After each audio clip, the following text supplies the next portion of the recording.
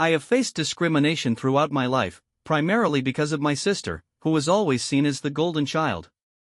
It was on my wedding day that I finally got my sweet revenge. My sister, who had subjected me to years of unfair treatment, even attempted to walk down the aisle at my wedding, but that day was mine, and I was ready for retribution. My parents had always favored her, and it was painfully obvious. Whenever she accused me of something, they would take her word as gospel and punish me without question. Conversely, if I ever tried to point out her wrongdoings, even with undeniable proof, they would downplay her actions and scold me instead. My birthday cakes were always her favorite flavor, and my parents acted as if they had no idea I disliked it. They consistently bought her more gifts than me and catered to her whims, even when the occasion was meant to celebrate me. Growing up, my sister lived a life of privilege, and I became her emotional punching bag.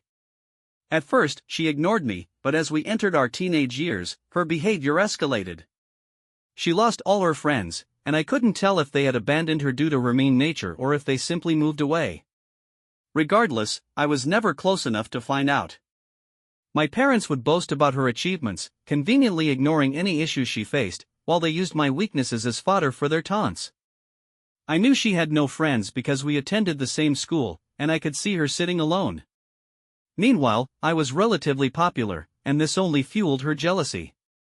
She quickly shifted from being an occasional bully to someone who felt the need to constantly undermine me. She began accusing me and my friends of various things, and my parents, believing her without question, forbade me from hanging out with anyone. They would say things like, "Why can't you be more like your sister?" or "Your sister thinks they're not good people." Fortunately, my extended family came to my rescue, as many of them lived nearby. Despite our age differences, I got along well with my cousins. One day, they invited me to do something fun, but I had to decline, explaining that I wasn't allowed to go anywhere. When they asked why, my young self candidly admitted that I wasn't permitted to have friends because my sister didn't have any. This revelation reached the adults, and it caused quite a stir, leading to a confrontation with my parents. I was punished for lying and grounded for a month, but eventually, they loosened the reins a bit, which made it somewhat worthwhile.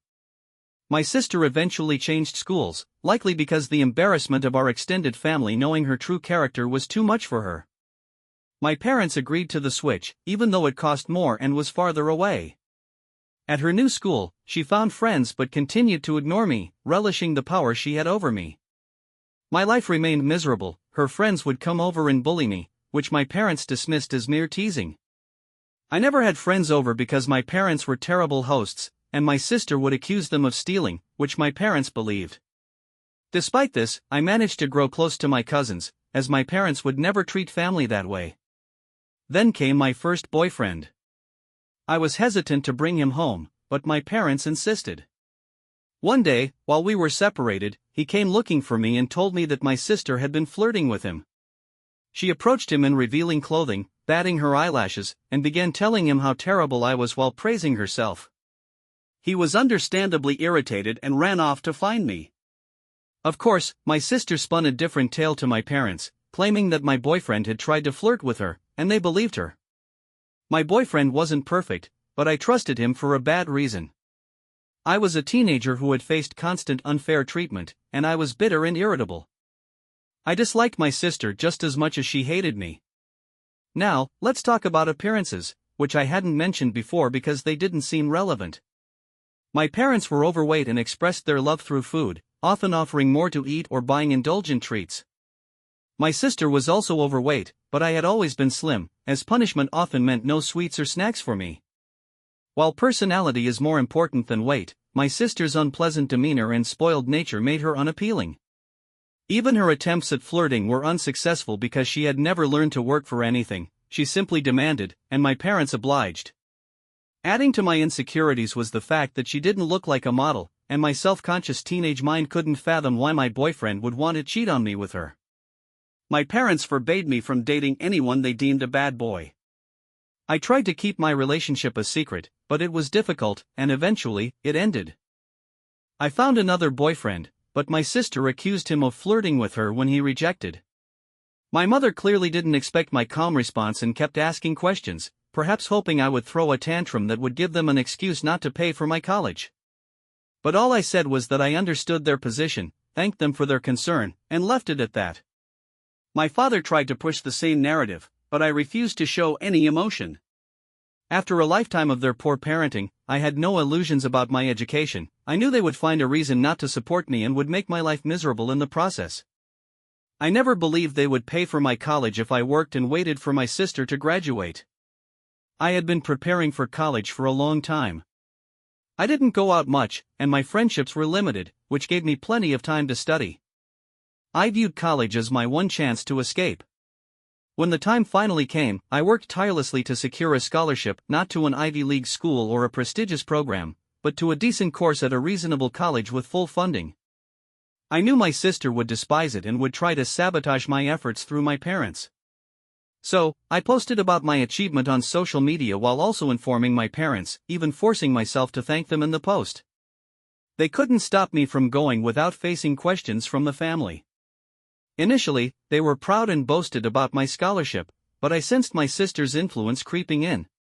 They soon began asking if I was sure I wanted to attend, letting slip that my sister wasn't doing well in college.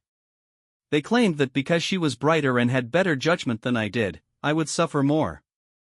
I stood my ground, and while they were unhappy, they were unable to do anything about it. College was my lifeline. I started feeling a sense of joy. I still kept in touch with my parents and visited them during holidays, but since they refused to pay for anything, I could justify not traveling as often as I wanted due to financial constraints.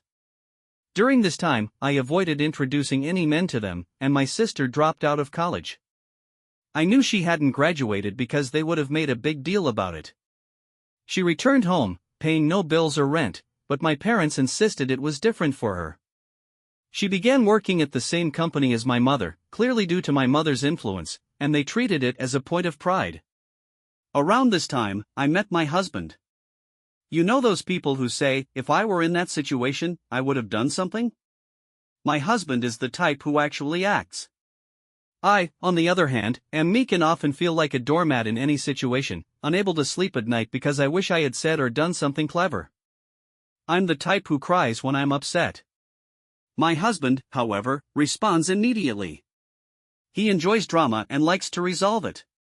If he doesn't respond to a slight right away, you should be concerned because he won't forgive and forget, he'll retaliate in some way. He was the one who encouraged me to share my story on a revenge board, but we both agreed that our actions weren't nuclear. People were surprised that I ended up with him, but just because I couldn't act like him due to my upbringing didn't mean I didn't appreciate it. I admire that he does what I cannot and treats others well as long as they reciprocate. When we discussed marriage, we decided we didn't care about the ceremony itself due to our budget. We'd rather spend that money on a dream honeymoon in Europe. We chose to have the wedding in my hometown because his family was spread out while mine was still primarily concentrated there. It was also close enough for us to make occasional long trips on weekends to manage things, plus there was some work flexibility that allowed us to stay in my hometown for a while if needed. We announced our engagement and set a date many months later. Naturally, my parents were eager to meet my fiancée. I tried to grow a spine and resist, but it was difficult. The distance had made me question whether my parents were really as terrible as I remembered. My husband looked as if I had cancelled Christmas when I assured him I would make sure they were never alone with him. He had been preparing for this meeting. He even bought a high-quality recorder that he could hide in his pocket to capture everything. He was excited, thinking of all the ways he could reject my sister's attempts, insult her, and then share the recording with my family. He went to meet them, and when he returned, he was euphoric. "Babe, you won't believe the awful things they wanted," he exclaimed. "We can screw them over so badly, there are so many possibilities." I was perplexed and wanted to hear the recording, but he wisely advised me to listen to him first to avoid misunderstanding. Instead of flirting, my parents and sister had sat him down. My sister believed that my husband and I were somehow duping our parents while they thought they were pulling one over on us. Instead of paying for the wedding, they kept quiet, wanting to be involved in every detail, from the songs to the color scheme, which were incredibly important to me. My husband would often persuade them to let go of their control to keep me in line, but since we never really cared about the ceremony itself, everything else was fair game, or so they thought. Here's what we did. We would check out the drink and menu options, then choose the lowest or second lowest priced items.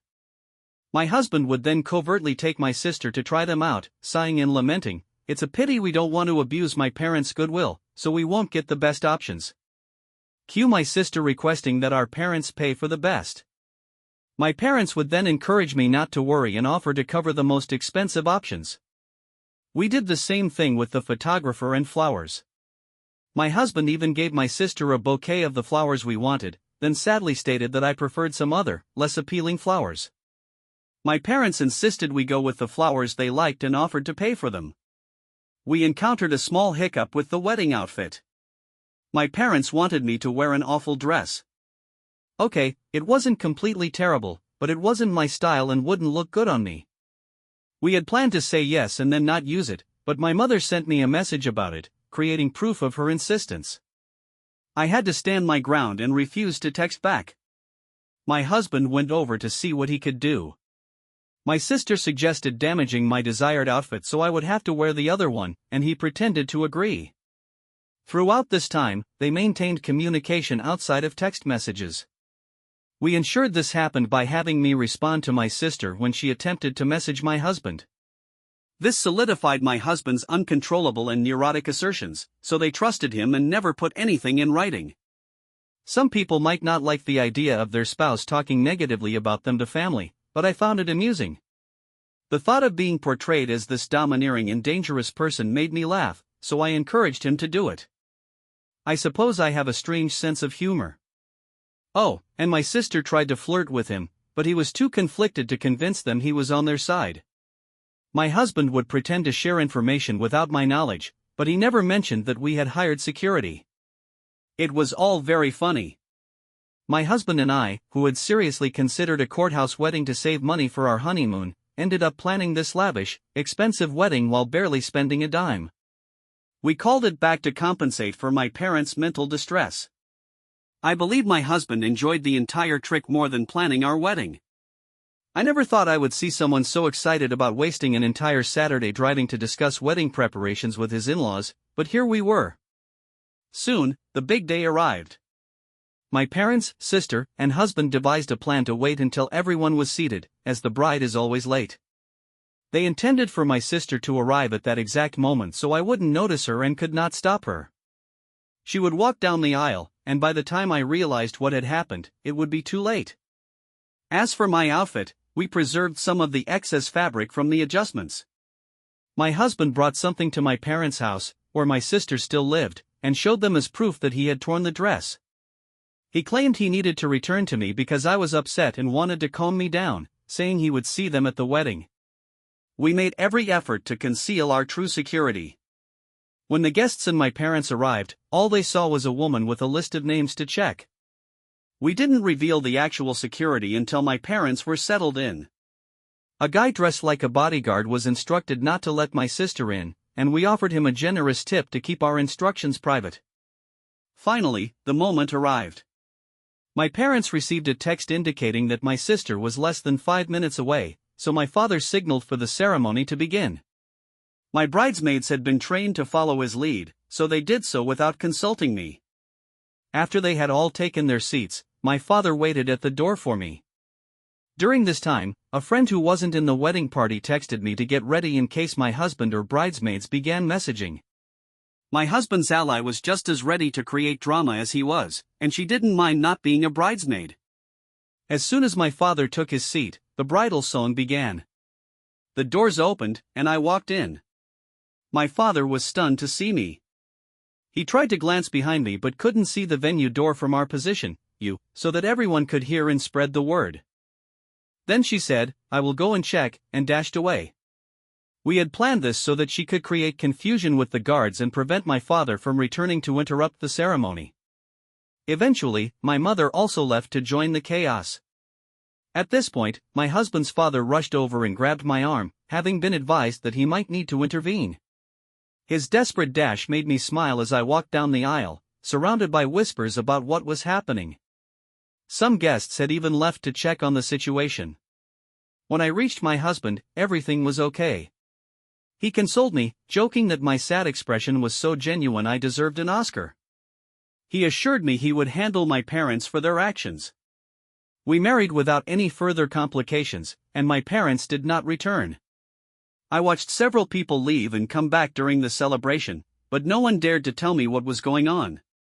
Someone whispered in my husband's ear, and he went outside. He reappeared later with a thunderous expression but told me he wanted to go hide before breaking character and laughing. It worked. Here's what I learned later from friends, family, the security guard, and my husband. My sister had arrived dressed in a wedding gown, but the security guard refused to let her in as we had agreed. He told her she was at the wrong venue because there was already a bride. Yes, we tipped him well as promised.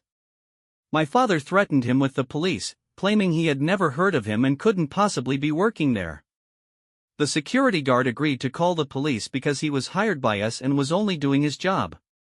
At this point, my father realized it was too late and demanded that the guard let my sister in. A friend approached and began shouting at my sister, asking what was going on, essentially stalling for time. My mother quickly arrived, followed by others, but by then, the wedding plans had been ruined.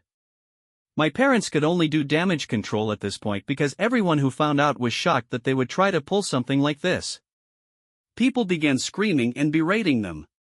The three of them naturally claimed it was not a secret and accused my husband when he was summoned. My husband gave his best puzzled expression and denied everything. To quote him, gaslight, gatekeep, girlboss, lol.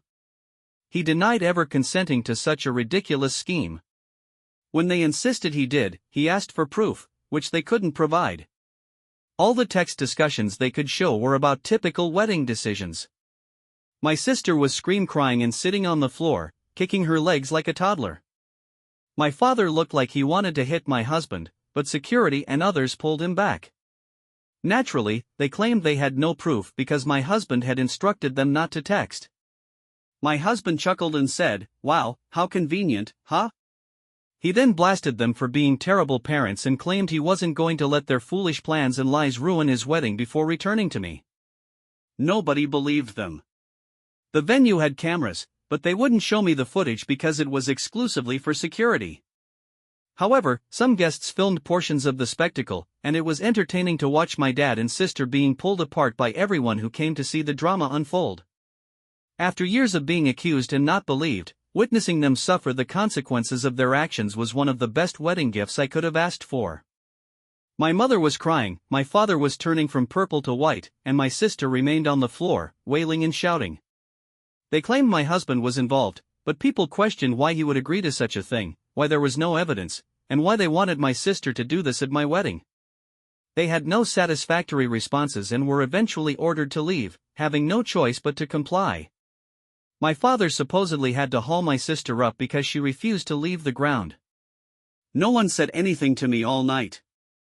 I assume they wanted to spare me, and maybe it was because I was the bride and not just a guest for once. Everyone seemed to go out of their way to be polite, cheerful, and thrilled about everything. My husband claims that the expensive food and drinks they were consuming certainly helped, lol. We had a great time. My husband maintained the forced angry expression for only a brief moment before bursting into smiles again. Afterward, we returned to the hotel to get some sleep before leaving for our honeymoon. Speaking of which, my parents offered to pay for our plane tickets, but we thought it was risky because they could cancel them or something, so we declined. Since then, all three of them have attempted to contact me, but I've refused their calls because my husband insisted on leaving a paper trail. A wise decision, as my sister ultimately messaged me. I won't repeat what she said because it was very out.